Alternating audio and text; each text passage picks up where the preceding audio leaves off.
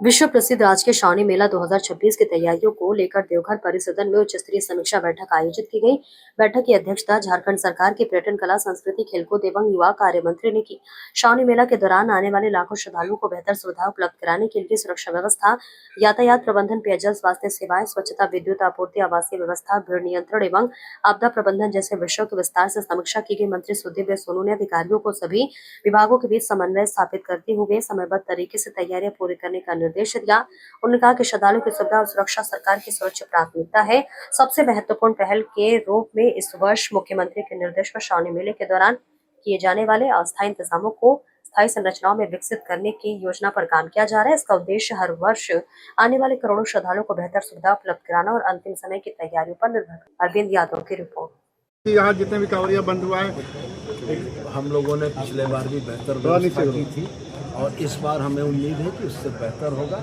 और नया का जहाँ तक सवाल है तो एक माननीय मुख्यमंत्री के निर्देश पर हम लोग एक विचार पर बिल्कुल अडिग हैं कि अब तक जो श्रावणी मेला के सारे कार्यकलाप टेम्परेरी नेचर के होते थे, इसको हम लोग अब कन्वर्ट करके परमानेंट नेचर में ले जाना चाहते हैं। जो भी स्ट्रक्चर बने वो परमानेंट नेचर के बने, क्योंकि हर साल श्रावणी मेला होना है, हर साल श्रद्धालुओं को यहाँ आना है, तो उनको बेहतर अनुभव हो और लास्ट मिनट फ्लॉज जो होते हैं उनसे बचा जा सके। सर, तकनीकी रूप से कितना सशक्त होगा इस बार? तकनीकी रूप से पिछले बार भी आप लोगों ने देखा, इस बार भी देखा कि हम लोग ANPR कैमरा भी इंस्टॉल करेंगे।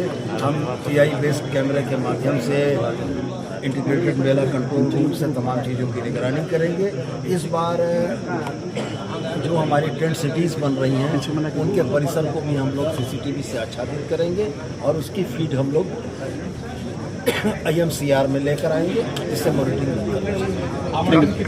कांवरिया विभिन्न विभागों के अलग अलग आवंटन नहीं किया टोटल, लेकिन विभिन्न विभागों के आवंटन है और हमारा प्रयास होगा कि आवंटन ससमय जिला के कांवरिया पथ में क्या फिर मखमली बालू गंगा नदी का बिछाया जाएगा? इस बार यही विचार है कि वही बिहार के गंगा का बालू लाकर हम लोग यहाँ पर कांवरिया पथ में डालें और जिस तरीके की व्यवस्था पिछले वर्ष थी उससे और कुछ बेहतर। सर, ओवरब्रिज की देखिए, पिछली बैठक जो हम लोगों ने की थी उन बैठक में तमाम जो भी पिछले मेले के जो अनुभव थे उन अनुभवों के आधार पर एक रोड मैप हम लोगों ने बनाने का प्रयास किया।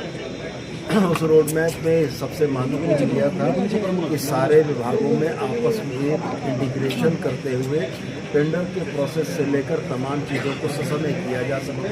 और मुझको देखकर बड़ी खुशी हुई कि लगभग 90% कामों की सरकारी प्रक्रिया भेद प्रक्रिया में आगे बढ़ चुके हैं।